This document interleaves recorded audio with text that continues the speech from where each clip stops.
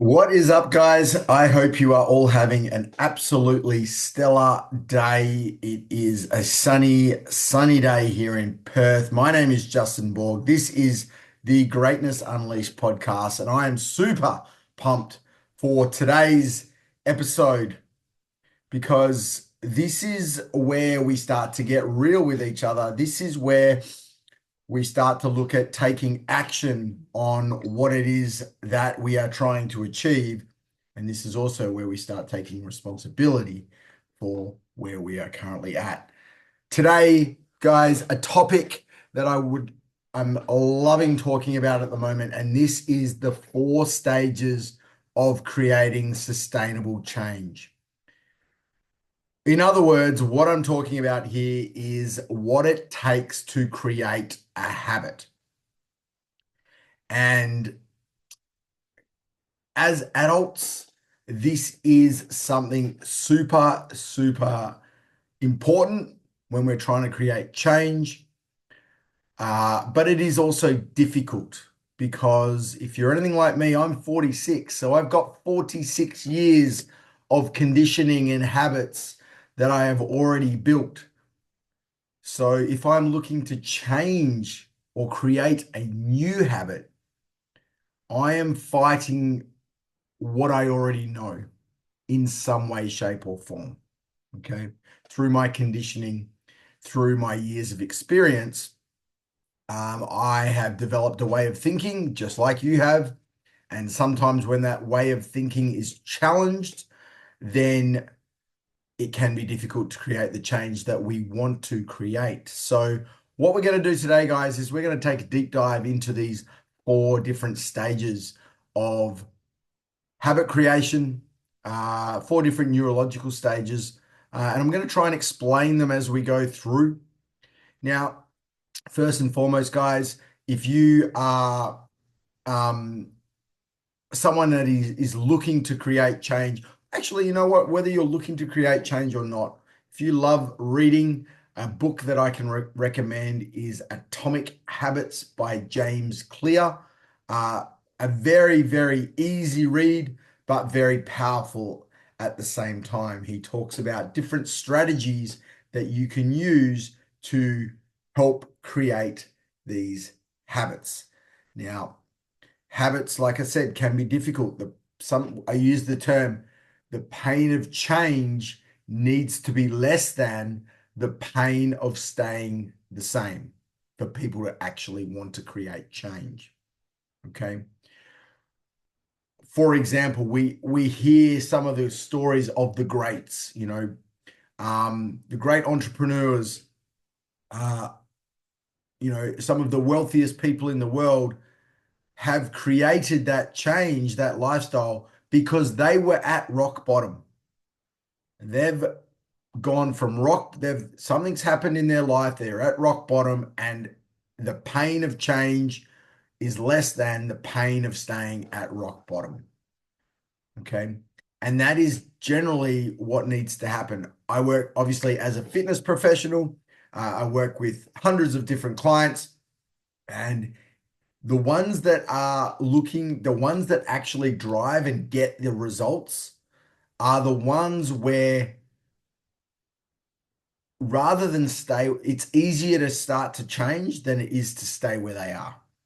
Okay. Something's happened and they need to change. And unfortunately, in my industry, a lot of that when it comes to health is we've had a diagnosis.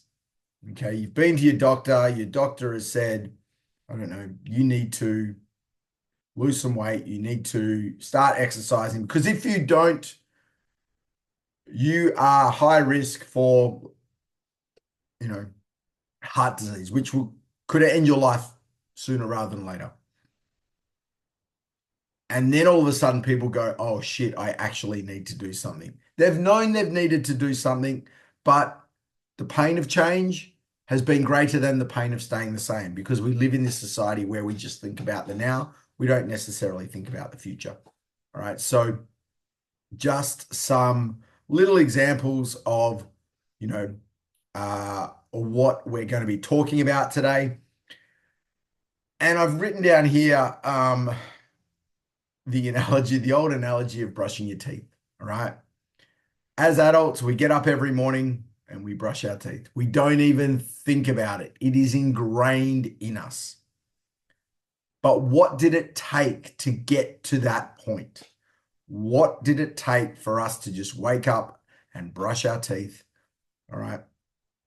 Because when you're a kid, a baby, a child, you don't know that brushing your teeth is good for your teeth. You know, you don't know. So this is the first stage. It's just not knowing. Okay. And I'll delve into this in a moment. But then we progress from that stage to we know that we need to brush our teeth. And our parents are always, have you brushed your teeth? Have you brushed your teeth? And there's the next stage, which is, have you brushed your teeth? Oh no, I forgot. So you go brush your teeth. And then there is the next stage, which is, hey, have you brushed your teeth? And you're like, yes, but you really haven't because you didn't want to lie to mum and dad, but they knew anyway. And then there is the final stage where you just brush your teeth automatically. It's automatic. It's something you do. So they're the 4 different stages. Okay. And that's a great analogy for those 4 stages. All right. And you need to go through those 4 stages to create that change and that habit. Okay. This is why education is so very important. I believe knowledge is power, but only if it's shared. And more importantly, only if you take action on that knowledge. And that is going through those different stages. You know, in our industry, we talk a lot about nutrition. We know that nutrition is super, super important for our overall well-being and health. And a lot of people, they know what they need to do. They just don't do it for whatever reason. And again, it's because that's one of the stages that we're going to talk about. It's the most difficult stage to crack for a lot of adults because we have got all those years of how we've done things that we are trying to move away from. And it's not until the doctor says you've got you're on the cusp of having diabetes that people go, all right, I need to start taking this seriously now. I've known what I need to do. I really need to now take action and do it, which is that final stage. So where does it all start? Well, stage 1 is called unconscious incompetence. Unconscious incompetence. In other words, you don't know what you don't know. Like I said, when you were a kid, you didn't know that brushing your teeth was something that was really good for you. But that's where you start. You don't know what you don't know. When I started my business almost 10 years ago now, I thought I was doing everything until someone, my business coach, said, well, are you considering these things? Are you doing these things? And so it wasn't until someone opened my eyes that I was like, oh, wow, there's a lot more that I need to be doing if I want to be successful. All right. So you don't know what you don't know until someone tells you or opens your eyes. All right. So that is stage 1, unconscious incompetence. All right. It's the first stage of any form of learning. And always, like I said, you don't know what you don't know until someone opens your eyes. And when it's something new, all of a sudden, it's hard, especially when you're an adult. Like I said, you've got years of doing things a certain way. The way you wake up, what you have for breakfast, all right, is often something that we're conditioned with through our childhood. Okay. And we don't know any better. So we just go with what we know, right? Until someone says, hey, have you ever considered this? And you go, damn. All right. So that's that unconscious incompetence. All right. When I tell my clients that they need to eat 2 grams of protein per kilo of body weight every day, at first they're like, wow, I didn't know that. Then you start to think about what it's going to take to achieve that. And as an adult, it's now perceived as hard. All right. Getting that 2 grams of protein, probably one of the toughest nutrition things to do. from what I've seen, from what I've experienced, being consistent, all right, that consistency, which is also what you need to create those habits, which we'll get onto shortly, all right, can be difficult. But there are ways that as adults and in a modern society that we find can help us through these transitions, and I'll get onto those as well. So unconscious incompetence is stage one. Stage two is conscious incompetence. This is the stage where you know what you need to do, but you just don't do it. Okay. And you don't do it because you haven't yet built a strong enough habit. You haven't been consistent with it. All right. I know I need to drink 3 liters of water every day, but I do it on some days. I don't do it on other days. All right. You know what you need to do. Sometimes it's that you don't know how you need to do it. That's the incompetence part. Okay. All right. I know I need to drink 3 liters of water a day, but how am I going to do that? Well, there's a whole different way that range of ways we can do that. We can make sure that when you wake up, you're having 1 liter of water. When you wake up, people are like, when I tell them that, they're like, whoa. And the reason why I tell them that is because their brain is dehydrated. And once they hydrate their brain, their mental clarity and their focus will start to kick in. It's not coffee that you want first thing in the morning. It's a liter of water. Okay. Then we can make sure that you're having a glass of water with every meal. Hopefully you're having, 2 to 3 or 3, maybe 4 meals a day. All right. So all of a sudden that glass of water adds a 2nd liter of water. And then throughout the day, if you've got your water bottle with you and you're sipping your water, before you know it, bang, you've hit your 3 liters of water. All right. That's one way you can do it. It's probably the most successful way. You could have a 3 liter water bottle and just guzzle the shit out of it. All right. But that's probably not going to be as effective and long-term sustainable as breaking it down. So conscious incompetence is knowing what you need to do, but not knowing how you need to do it. Okay. All right. Let's keep moving through. Now, this stage starts to reverse when we move into stage 3. All right. Stage 3 is probably the most tedious. This is the conscious competence. I know what I need to do. I know how I need to do it. Now I just need to do it. Okay. And this is where the consistency comes in. I know what I need to do. I know how I need to do it. I just need to do it. Conscious competence. All right. For some, it can be like a flick of a switch, going cold turkey. All right. For some, it can take a traumatic event. For some, it can be a realization. For some, they never really get past this point.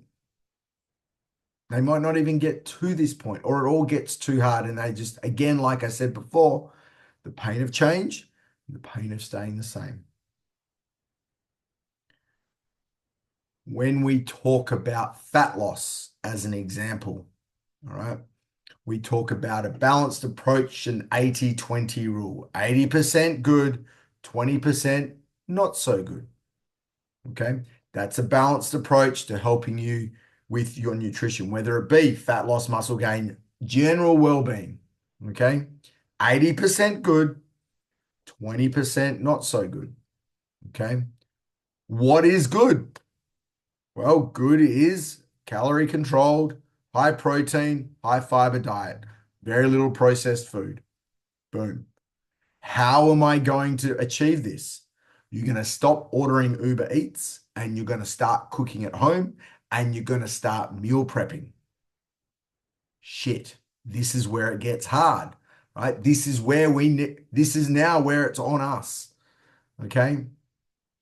It's your ability to follow the plan and execute on that plan. Like I said at the start, for some, it's a traumatic event, a diagnosis. Imagine being told by your doctor, if you don't make these lifestyle changes, you may not be here for another 6 months. you're probably going to work a lot harder at making those changes, aren't you? You know, as compared to the person that is just, going through, everything's cool. Everything's cool until something happens, you know, having those couple of glasses of wine every single day, everything's cool until something happens. All right. And I'm just, again, these are some of the examples I come up against. The alcoholic culture in Australia, and I've harped on about this a lot, is probably one of the biggest causes of community um, issues, health issues. But for many, we've grown up with an alcoholic culture. So breaking that habit can be really, really hard. And like I said, it's not until the doctor goes, hey, dude, that liver of yours, it's not looking too good. You're going to have to make some serious changes, or you might have liver disease and, you're not going to see your child's next birthday. Imagine getting told that. Holy shit. That doesn't hit you between the eyes and say, wake up. I don't know what does.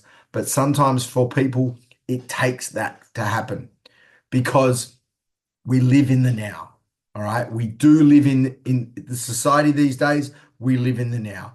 Not many people are thinking about 5, 10, 15, 20, 30, 50 years down the track.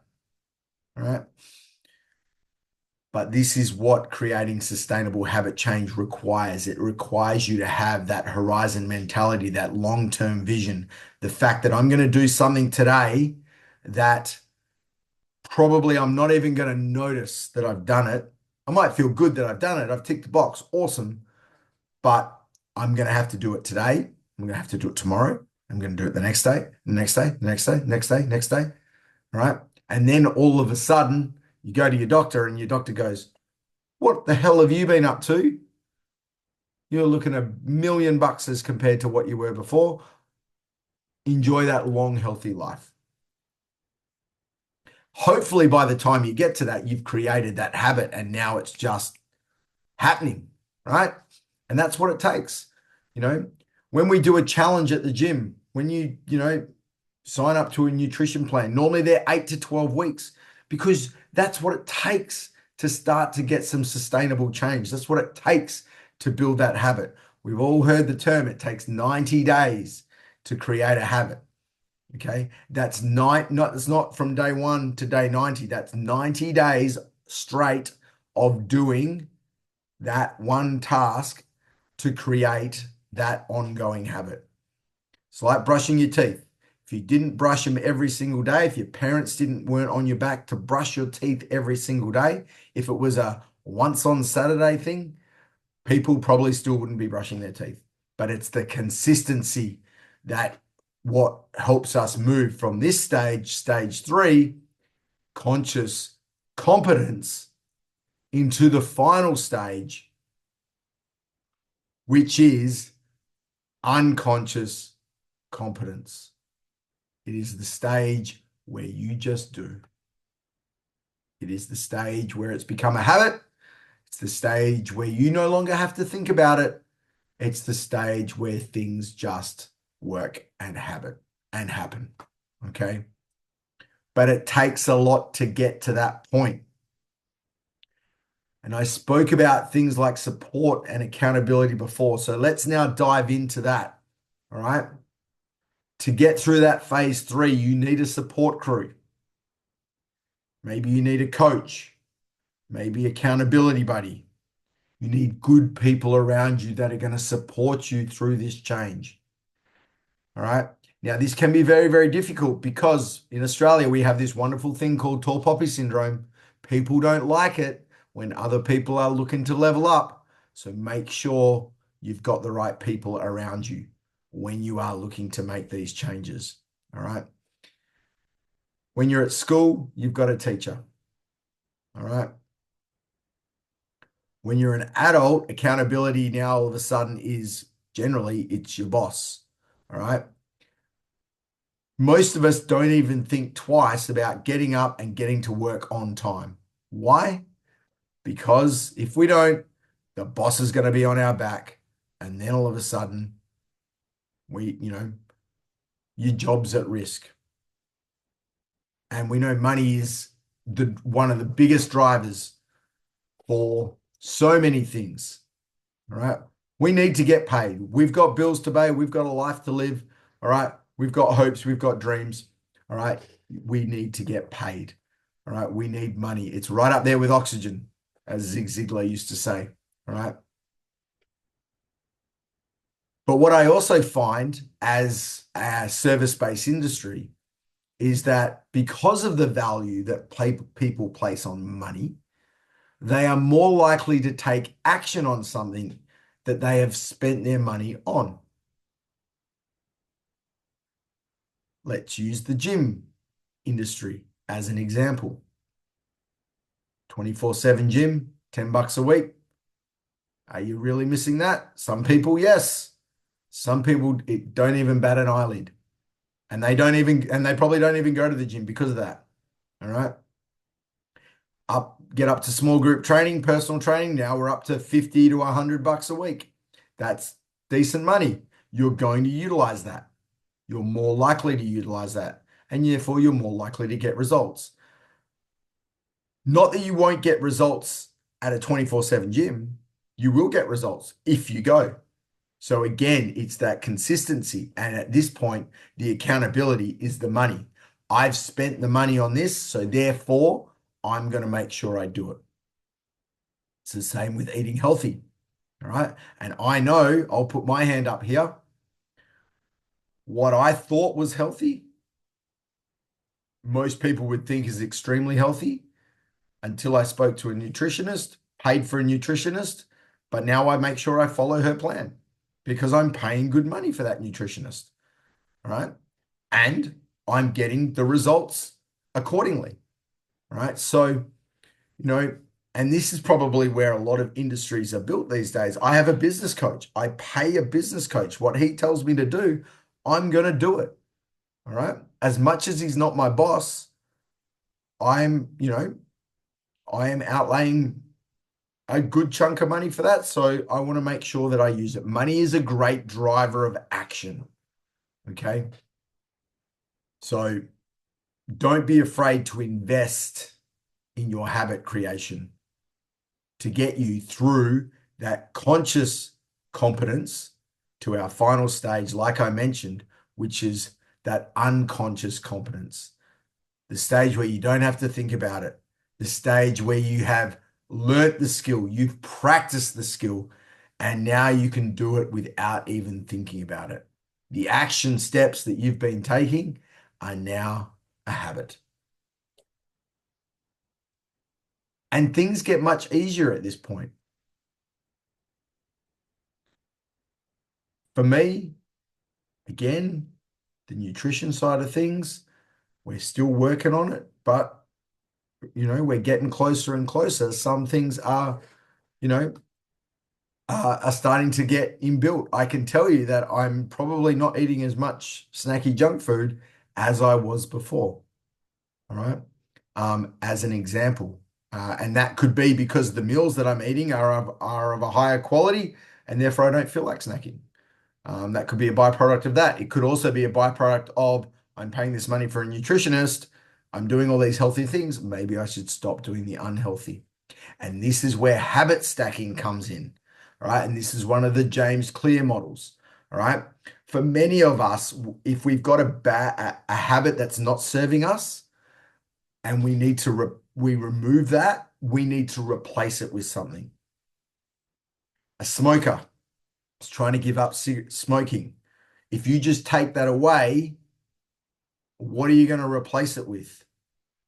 You need to replace that void with something, and hopefully it's of benefit, more benefit than the smoking. The same with gambling, the same with many of our vices that we have, the bad habits that we have. We all have, the scrolling, late night scrolling. Is there something you can replace that with? I replaced it with reading. I haven't been recently, I'll be honest. That's how I started to read was I'm going to stop scrolling at night. I'll start reading books. All right. So you have to replace a bad habit with a good habit. And then if you can stack those good habits on top of each other, that's when you start to get even bigger wins. All right. So when you can start, I use the 5 pillars of health analogy. If you haven't heard it, I think it's back in episode 2. All right. The 5 pillars of living a healthy lifestyle are movement, nutrition, hydration, sleep, stress reduction. You start, I think, with movement. Movement is the catalyst for change because movement's the one thing that can give you a little bit of an endorphin rush, a little bit of a dopamine hit, a little bit of when you've worked out, you kind of know, hey, I've done something good. You feel good. It's a little bit different to when you eat a salad. Salad, you probably don't get that feeling. Okay. So it starts with exercise because you get that hit. Okay. And that's the catalyst. I'm exercising. I'm feeling good. But I'd like to be able to do better. Well, let's have a look at your sleep. All right. Your sleep's a bit erratic. Let's start to play with your sleep. We get that one under control. Boom. All of a sudden, we've got movement and sleep. Let's look at your nutrition. All right. How can we improve your nutrition? Let's replace your, alcohol consumption with maybe a kombucha. As an example, you can't just take it away. You got to replace it with something that's better for you. All of a sudden, boom, we're now making improvements there. We're also improving our hydration because we're removing alcohol and replacing it with something healthy. And believe it or not, by doing those 4, you're also going to impact the 5th, which is reducing your stress. So you can stack your wins. And that's how you can create that healthy lifestyle that I'm always talking about. All right. And that's how you can create that habitual change. A lot of people do challenges, right? They go all in on the 5 really quickly, right? And they do it for 4 weeks, 6 weeks, or whatever. They might hit an obstacle and they stop. But I know a lot of people have what we call challenge mentality in our industry, and they go up and down. I'm really good for 8 weeks. The challenge is over and I'm back on the binge. 8 weeks is not long enough to build that habit. 8 weeks is not long enough to get that real substantial, sustainable change where you look back and you go, I'm not going back there. I move forward now. All right. So, these are all the little obstacles that you come up against, especially as an adult. As a kid, it was different. You don't have as many years of experience or, conditioning and understanding and knowledge of, of whatever it may be, a variety of different topics. And now we're starting to challenge it. It's the same as when we have, people coming in and exercising that might be 45, etc. Okay, they've hardly ever exercised before, but all of a sudden they know they need to do something. And then they come in and they start exercising, and all of a sudden, oh, it hurts. The exercise doesn't hurt, but I'm very sore the next day. And so they stop, they have a rest, but they need to keep going. We need to build that consistency. Start with 1, start with 2, maybe 3, build it up.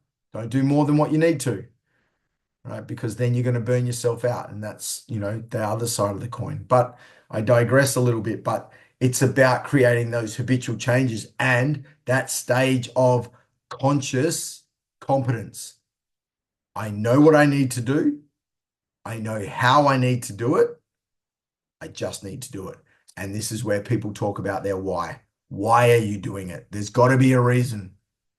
You've got to have a reason for this. And that's probably the biggest one. And when you have a why for doing something, and that why is powerful, and that why gives you purpose, then you will move through and you will take the required action to move into that final stage, that habitual stage. And that's where you start to see the results and the success that you are so craving. So, team, that is today's episode. The 4 stages of creating a habit. Unconscious incompetence is stage 1. Conscious incompetence is stage 2. I know what I need to do, but I don't know how to do it. That's when you got to ask.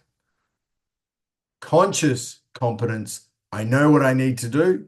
I know how I'm going to do it, and I start taking action. And if you get through that stage, guys, you will get to that final stage, which is unconscious competence. And you'll be doing all of those wonderful serving habits without even thinking about it. Team, that's it from me today. This was Greatness Unleashed. My name is Justin. Have an epic week. Get after it. Bye for now.